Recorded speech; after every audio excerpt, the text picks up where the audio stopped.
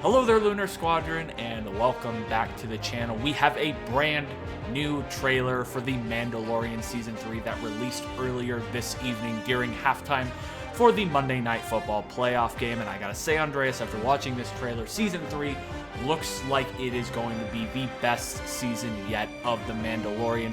Now, if you have been with us in the past, we have done these breakdowns before for previous trailers, so that is exactly what we're going to do. We're going to do the same thing we did for the Indiana Jones 5 trailer, and the same thing we did for the gameplay trailer for Jedi Survivor. We went through this trailer frame by frame, and we collected a list of all of the details that you might have missed, and we have 30 of them to go over in this video. But before we do all of that, if you're new to the channel, we would love to have you as always. And the way to do that is just go down below this video, hit that little subscribe button, the bell notification right on next to it. It will notify you every single time Andreas and I upload the latest and greatest Star Wars content. Now, without further ado, Andreas, are you ready to tell the people about 30 details they might have missed in the Mando Season 3 trailer? Oh yeah, let's do it, guys.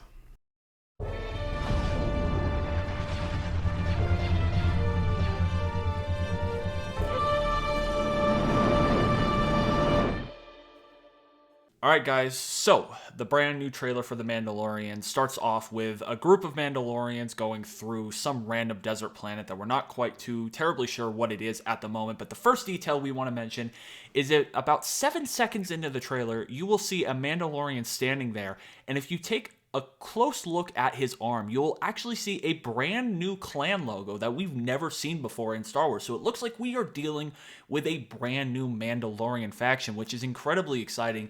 It's so cool to see Star Wars expanding upon the factions for the Mandalorians and just providing more lore to their background, because they're such an interesting group of people, and I love their history and a lot of the characters involved. So it's cool to see new factions being put into the Star Wars canon. Really cool. I love this detail. Yeah, one thing that I am wondering just from looking at this shot is if you look at the other Mandalorians in this frame, you'll notice on their left shoulder pads that there does not appear to be that same signet. So I'm wondering if they are in the same. It looks like they're in the same clan here, but I am wondering why there is that difference there. But like you said, Nick, very curious to see what that signet is in fact. As we scroll along through here, we'll see a shot that we've seen before, Mando with Grogu. We all know that the band is back together. This looks like a shot that is perhaps towards the beginning of the show, because we do see that domed crystal or domed glass where R5 will eventually be, but this is still with Grogu here. So this is perhaps at the beginning of the show where we presume that Mando and Grogu are going to be going to Tatooine to go pick up R5, and we'll see that later on in the trailer. But the next detail that we do see is that they are landing here on Nevarro, right? This appears to be Nevarro, right, Nick? Yeah, it looks like it's Nevarro. It has the same gate that Nevarro had in Season 2 when it showed up in The Mandalorian, so we assume it's Nevarro. The big thing to point out here, a couple things to point out here, is every time we see Nevarro as it progresses through each season of The Mandalorian, if you go take a look at a picture of Nevarro from Season 1 and then compare it to the picture of Nevarro from Season 2 and then here from Season 3, it is getting significant upgrades. They are really building on Nevarro. And Andreas, I know you had a point you wanted to get into with that, a cool little tidbit. But first, I just want to point out, in the background of the shot, it's a little blurry, but you can see a ship. And that ship is pretty cool because it's actually a ZH-40 Tribune-class light freighter, which is the same ship that is actually in Galaxy's Edge. So that's cool to see a connection between Galaxy's Edge and an actual real-life place you can visit with the Star Wars universe and The Mandalorian. I thought that was really cool.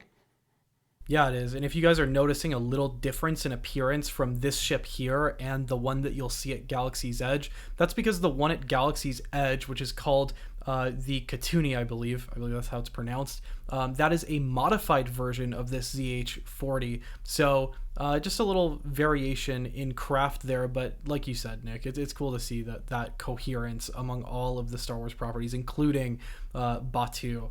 Now, you can see here with this shot that Nevarro is lush, it's vibrant. You see trees planted throughout the town. It is in much better shape than we saw originally at the beginning of The Mandalorian under Imperial occupation, where Nevarro was a dump, guys. Like, Nevarro looked like shit.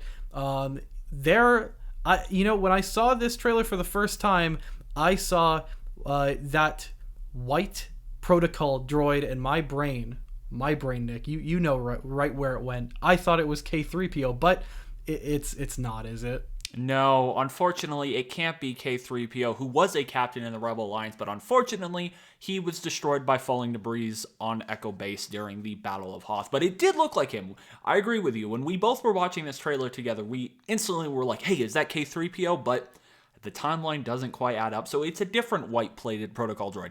Very interested to see if we get any more information about that droid, because you know Star Wars, we get information about every damn background character that shows up in any show, so maybe we'll give us some more information about him. I'd like to think that somebody went to Echo Base and salvaged K3PO parts, put him back together, and now he's happy and alive, doing well on Nevarro. You can't tell me that's not what happened, because we don't know until we watch this show. It wouldn't be the craziest resurrection in the history of Star Wars. It definitely would not be the craziest resurrection as of late. Now, in the next shot here, we do see a Kowakian monkey lizard. But here, the Kowakian monkey lizards, they look very different than we saw them in Chapter 1 of The Mandalorian. That's because, in my opinion, this juxtaposition where in Chapter 1 we saw the Kowakian monkey lizards caged up on the spit being roasted under Imperial occupation, that was kind of a metaphor for the town itself. It was not doing well, it was not thriving, not alive, and now we see that under Greef Karga's rule, or under his leadership rather, as opposed to under the Imperial Iron Fist, the Kowakian monkey lizards have returned to their trees, and everything is going well here. I see you have converted to your English teacher side tonight, looking for feelings and meanings in every single thing, which is quite interesting. It's like poetry, so if they rhyme, every stanza kind of rhymes with the last one. Hopefully it'll work. Now, the next shot we see is actually, there's a couple things I want to point out. So earlier in the trailer, you mentioned how there was the bubble dome over the N1 starfighter and how that was before R5 joins the party. Well, if you take a look in the background of the shot, looks like that's R5 trailing behind Mando and Grogu. So this would appear to be later on in the series or after they pick up R5. We believe we actually see a shot later on in the trailer where we think that is where R5 is picked up by the crew, but we will get to that. The other thing I want to point out is off to the right there, you will actually see an EV series supervisor droid in the background. And this is actually the same droid as EV-99, who is the supervisor droid, the real asshole from Return of the Jedi that, tortures R2 and C-3PO. It's not very fun. Now, we don't believe that this is 99. I just find it's important to mention that Mando and EV-99 have actually crossed paths before when they were at Challen's Spaceport Cantina on Mos Eisley. 99 was actually a bartender there, and this is from the first season of The Mandalorian. So, obviously, that's most likely not 99, but just cool, interesting connection between Mando and that type of droid. And if we scrub on along here, we will see the leader himself, Greef Karga. He's looking, spruced up himself. Looks like he's got some slightly new robes here. I think these are slightly different from the robes that he was wearing in Season 2. But he looks like, everything is thriving. Everything's going really well. And he does have himself the good old warrior handshake with Mando. And if you look in the backdrop there, you can see the IG-11 statue. IG-11, of course, being memorialized for his heroics in Season 1 of The Mandalorian. You do see that that is IG-11's legs stepping on top of the oppressing stormtrooper helmet, because he did help this town overthrow the oppressors in the Empire and hand over rule to the new season of prosperity under Greef Karga. But we will see that the prosperity does not last long in this village or this town later on in this trailer, in fact, and we will get to that a little bit later. But for now, this next shot, Nick, a lot of people are looking at this and saying, look, it's rain. That must mean that we are in Camino, right? Because rain is always Camino, right? I thought that was funny. A lot of people, they're like, rain, water, Camino, right? Like, it's got to be Camino. But we actually don't think this is Camino because Mando is flying in the rain. We actually think this is him landing on Mandalore, because later on in the trailer, we see a shot of Mando standing in what we believe to be the Royal Palace, the Sundari Royal Palace. It's where Bo Katan is set up.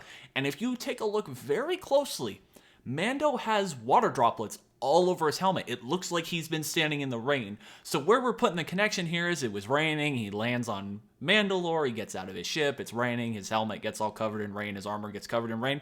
So we think that these are actually the same place. Not going to Kamino. We think this is him on his final approach into Mandalore, actually. Yeah, especially because after the Bad Batch, I'm not sure where you would go on Kamino anymore. That is a great point. Kamino isn't quite a thing anymore. But yeah, we definitely are thinking it could be somewhere else, Rainy. I'll give you that, guys. But we're thinking it's probably Mandalore there. And then if we keep on scrolling here, we do see the armor, as you all know. Don't have to point that out. Nick, where is this? What is this shot? We keep seeing this shot. Yep, this is not the first time we have seen this destroyed city or the ruins of this city. And we believed this to be an overhead shot of a completely destroyed city on Mandalore, and not just any city. We actually think this might be the domed capital city of Sundari for Mandalore. It would make sense for that where Bo Katan would return on Mandalore would be to the capital city to reign on what is left of Mandalore, because we do know Sundari was destroyed by the Empire during the Night of 1,000 Tears, when the Empire was just eviscerating and committing mass genocide against the Mandalorians. So we believe this is most likely Sundari. It just makes the most sense for Bo Katan and for these characters to return to the capital city of Mandalore, if it is indeed Mandalore. Thank you for the history lesson, Nick. Anytime. Up next, we have R5 here. Like you said, Nick, earlier, R5 was with Peli Motto on Tatooine, so we have a feeling that we're gonna have to return to Tatooine here. We see it in this scene right here. We think this is where we will ultimately meet up with R5, pick him up, and go on the rest of our journey in this season here. You know, it is interesting. I do wonder what exactly the exact motive behind Mando returning to Mos Eisley and picking up R5 is. You know, I'm sure he needs some sort of guidance for his starfighter, because Grogu's not going to be a great co-pilot. He's not going to help navigate him. So I do wonder if that is the main reason for returning to Mos Eisley, is to, in fact, pick up R5, or is just something that he happens to do along the way. And while we're on Mos Eisley, I do wonder, we're back on Tatooine. Will Fennec Shand and Boba Fett make an appearance throughout Season 3 of The Mandalorian? Because, you know, they're on Tatooine, and we're going back to Tatooine because that's what Star Wars does. We go back to Tatooine when we're in Star Wars. So I just wonder if Boba and Fennec Shand are going to make an appearance on here. Now, the next shot, Andreas, is perhaps one of the most surprising shots from the entire trailer that we want to talk about. Coruscant. A surprising shot of Coruscant makes its appearance, and then as it continues, it actually cuts to a shot of Dr. Pershing from the previous seasons of The Mandalorian in a speeder. Now, obviously, this could be a present-day shot of Coruscant, because Mando does take place in 9 ABY, so Coruscant was officially handed over to the New Republic in 5 ABY, so times would be more peaceful on Coruscant by now, after the Battle of Jakku. But it could also be a flashback sequence, perhaps, of Dr. Pershing back to his time in the Imperial era. So we're not quite sure what the timeline of this shot on Coruscant is, because we do get a shot later in the trailer that is a flashback sequence to Coruscant, but we will get to that in a second. Yeah, I think the most important thing that I take away from this scene here is that we will be revisiting Dr. Pershing, and we will be revisiting that clone arc that we know we've kind of touched on throughout Mandalorian seasons 1 and 2, but here I think we can expect some more details onto that timeline, and it might be through the perspective of Dr. Pershing via either flashbacks or where he is now after he obviously helped out Din Djarin and the rest of the good guys in Mandalorian season 2. So I'd be very interested to see where his story ends up leading going forward here. And then this next shot we get to see Carson Teva once again. However, this time, he's not wearing any sort of X-Wing fighter pilot suit. He's actually wearing a New Republic jacket. You can see the insignia of the New Republic on his shoulder. What I want to point out here, Andreas, and I know this is something you will absolutely love, is that if you take a closer look at his jacket, He is actually wearing a patch that has a Rancor head on it. So, Andreas, Rancor Squadron confirmed? Yeah, I think this is a really great Easter egg, actually, for the prequels. If you guys know, there was a Rancor battalion within the clone army, and I'm wondering if this draws influence from the Rancor battalion, and perhaps there was a group of rebels that were similarly inspired by the Rancor and have made a Rancor squadron, as you called it, Nick. So it'd be really cool to see a Rancor squadron. I think it's a great idea, and maybe our good friend here, Carson Teva, maybe he is a member of the Rancor Squadron, but I'd prefer to think that he's a member of the Lunar Squadron, which I would prefer to think that all of you are members of the Lunar Squadron. You're all welcome to join by hitting the subscribe button. Huh?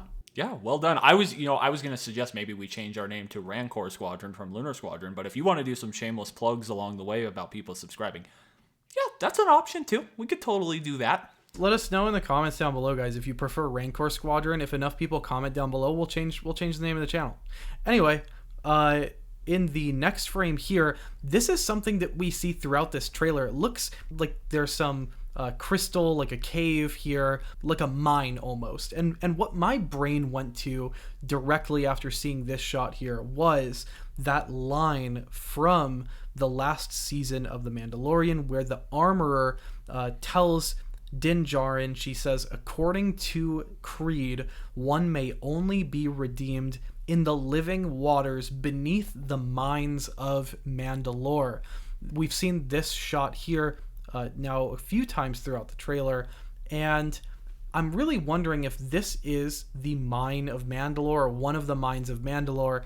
Din Djarin obviously responded to the armor saying that he believed that they had all been destroyed, but we know that there's a reason for him returning. He is looking for the living waters, which are beneath the Mines of Mandalore. Nick, what do you think? Do you think this is what the Mines of Mandalore looks like? I mean, we've got some crystal structures here, and they're showing it. They're placing emphasis on it. I don't know. I wouldn't be surprised if this is what we're looking at here. No, I think that's a great catch, especially since you caught the line that the armorer tells to Mando. However, what I think is funny about this is that you said this is what she says to him in the last season of The Mandalorian. Isn't that what she says to him in the Book of Boba Fett? So, like, oh, it is. God, it really is Mandalorian season 2.5, isn't it? Because you thought it was the last season of The Mandalorian, but it was actually Book of Boba Fett is where she says that.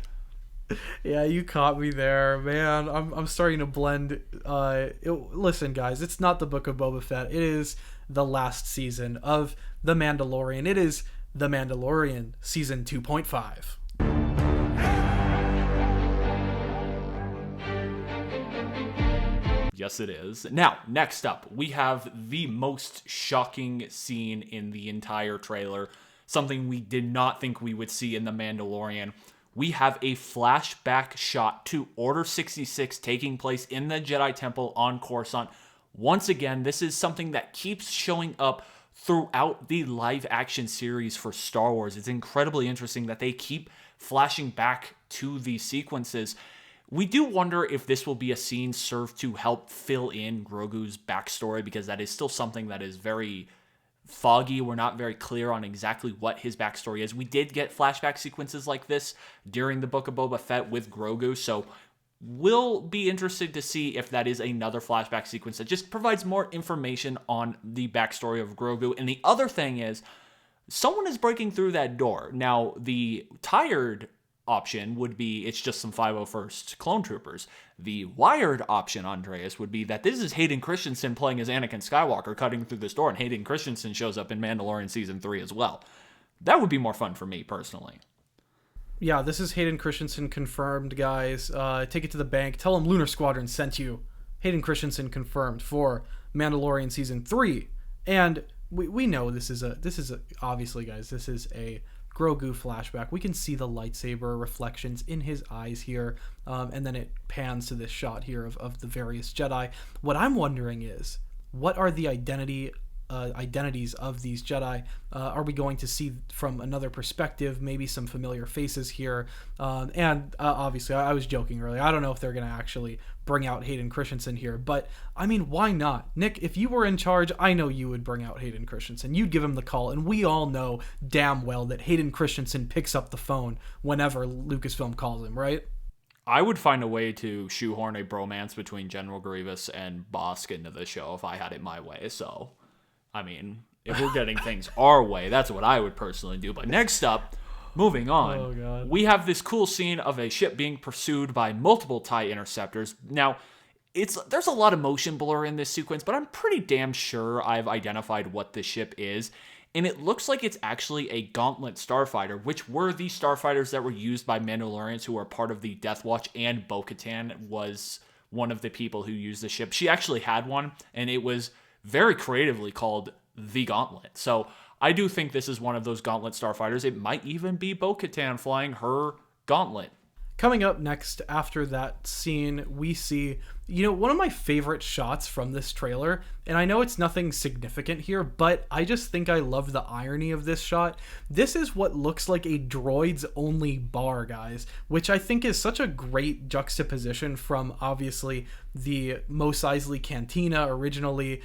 In Episode 4, droids were not allowed, and now we're seeing droids take over a bar. We see various B-1 battle droids on the left-hand side. It looks like they are all connected to some oil, perhaps, and they're having a great time. They're drinking up, they're doing whatever droids do at a bar. And then if you actually slow things down here, all the way on the right hand side of the screen, Nick, that is a familiar half of a droid head, isn't it? Yeah, it's DJ Rex. No, I'm just kidding. It's not DJ Rex, but it is the same series of droids. It's actually an RX series pilot droid, which they were a part of Star Tours, but they've been getting other jobs because this same droid series shows up in the Book of Boba Fett as the card dealer at that nightclub in Mos Espa. So looks like our RX series droids are expanding their occupations. Yeah, they are. I just think shots like this are super hilarious to me. I'd love to see, who thought we'd be seeing a droids-only bar. I'd love to see what sort of antics are going on here. And you could just tell the way that Mando is entering this bar. He's kind of like, what the hell is going on here? What is this? And I love the one droid turning around like he's caught in the act. I just love the personality of that shot. Now, coming up next, we do see various members of the Clan Kryze. Nick, what do we know about the Clan Kryze? Yeah, so we believe these are members of the Clan Kryze, and the reason we believe that is because they are wearing blue and white armor, and that is what Clan Kryze is known for with their armor. That is their color scheme, and we believe that these are Bo Katan's people, so it would make sense for these to be members of Clan Kryze, and they are descending on Nevarro. They are invading Nevarro, which looks like we are headed towards perhaps another Mandalorian civil war, because the very next shot you will see members of different Mandalorian clans, because they're wearing different colored armor, in the background fighting alongside Clan Kryze, which, again, that's not surprising because we do know Bo Katan is the founder and leader of the Mandalorian Resistance, so it would make sense for there to be a handful of other clans besides just Clan Kryze backing Bo Katan at this point, who see her as the rightful ruler of Mandalore. And then we also see from earlier shots that Mando is teaming up with other Mandalorians. That's how the trailer starts. He's with a group of different Mandalorians. So that really, to me, just emphasizes that we are getting some sort of variation, perhaps not as extensive as the previous Mandalorian Civil War, which was very brutal and very extensive. Looks like we're getting some sort of version of another Mandalorian Civil War with the remnants of Mandalore. Yeah, and for those of you who were enjoying the scenic town on Nevarro, it looks like it's all gone to shit here. You can see on the left-hand side, the IG-11 statue is no more, or at least IG-11 has been toppled over, because you do see the base of the statue with, the stormtrooper helmets, but just two what look like rods just sticking up where IG-11 used to be. And on the right here, this looks like Paz Vizsla, guys. Paz Vizsla is the Mandalorian that we did see in the Book of Boba Fett, or Mandalorian Season 2.5, when he did face off against Din Djarin for the Darksaber. This is, of course, the Mandalorian that is voiced by your good friend and mine. Yeah, friend of the channel, Jon Favreau. Am I allowed to say that? Yep, friend of the channel, Jon Favreau, did go ahead and voice our good friend Paz Vizsla here. And it's funny because that's not the first Vizsla, fun fact guys, it's not the first Vizsla that Jon Favreau voiced, because if you guys are fans of the animated series Star Wars The Clone Wars, he did voice pre-Vizsla in the Clone Wars. Just a fun fact for the boys back home. And if you do go ahead and scroll a bit forward here, you will see what appears to be Babu Frick, but unfortunately, guys, this is not necessarily Babu Frick. I mean, we all know that there can't be two Babu Fricks unless he's unlocked some sort of cloning ability here, and that might be why Dr. Pershing in the cloning arc is looped into this story, is maybe they've cloned Babu Frick here, but I think the more likely answer is that these are just two Anzellans, guys. Babu Frick's species is actually known as an Anzellan, and a fun fact for you all, the eyes of an Anzellan have floating corneal micro lenses that can see microscopic details. These guys have like laser vision, and that lets them work on droids and other machinery. These guys are no joke. They found out some pretty cool stuff about Star Destroyers that helped the Resistance destroy some Star Destroyers. The more you know. Wow, thank you, Mr. History Textbook. But, you know, you're being kind of a naysayer. We do have the reports that Babu Frick will appear in The Mandalorian Season 3, and that does look like him on the right. So I'm gonna go with the counterpoint, Andres, and I'm gonna say that is Babu Frick. So I know there's other Anzellans there in that workshop, but I think that's Babu Frick. So I think the real point of contention is the one on the left a clone of Babu Frick, or is it another Anzellan? Let us know in the comments down below if you think that Dr. Pershing actually cloned Babu Frick in The Mandalorian, and that's what the whole cloning arc is about. If that's what the cloning arc turns out to be, is him cloning Babu Frick, then, like, you know, I wouldn't even be surprised at this point. Oh, yeah, I guess we'll see, guys. And then we do see one last time what looks like that same green-hued cave, which we believe are the Mines of Mandalore, but we do see a solitary Grogu exiting the cave. That's right, guys. Grogu is all alone. We don't know where Mando is. Where the hell is Din Djarin? I'm going to go ahead and say that he is, quote-unquote, redeeming himself in the living waters, whatever that may be. I don't know if he's, like, soaking his helmet in there or something, but whatever he's doing, I think Grogu is keeping watch here, and he's fending off whatever the hell this Land of the Lost-looking creature is, this guy that's holding some sort of a crystal dagger here. Nick, who the hell is this guy? I have literally no idea. I searched all over the place to find like native species of Mandalore, and I have no clue who that is, but I do know he gets the shit kicked out of him by Grogu, as the final shot of the trailer is Grogu force pushing this mysterious creature out of the cave, which again reminds us how powerful Grogu can be when he chooses to be and not just act like a baby. So I am very interested to see how Grogu expands on his Force abilities throughout Season 3 of The Mandalorian, because that could be very helpful to Din Djarin in his quote-unquote battle for Mandalore against Bo Katan going forward. I would want to have a Force user on my side if it was me. Yeah, I was very disappointed when Grogu turned down the lightsaber. If I were Grogu, I would have punched Luke in the throat, taken Yoda's lightsaber, and yeeted out of there, gone to my dad. But he just chose to pick the armor and go to Din Djarin. So no lightsaber for Grogu, but he's still got his cool Force power, so that's something, right? Yeah, you know, the VFX team was probably like, yes, we don't have to put in a lightsaber now. He picked the armor. Let's go. I'm sure the VFX team was thrilled by that decision. But anyway, guys, those are all of the details from the new Mandalorian trailer that you may have missed or you may not have missed.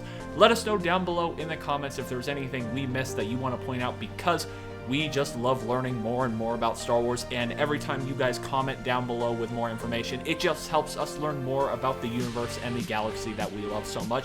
So we love reading your comments, so definitely make sure you comment down below any details we might have missed in our frame-by-frame analysis of this trailer. We want to hear from you. But anyway, guys, that is going to do it for us for this one. Thank you all so much for watching, and as always, we will see you all next time.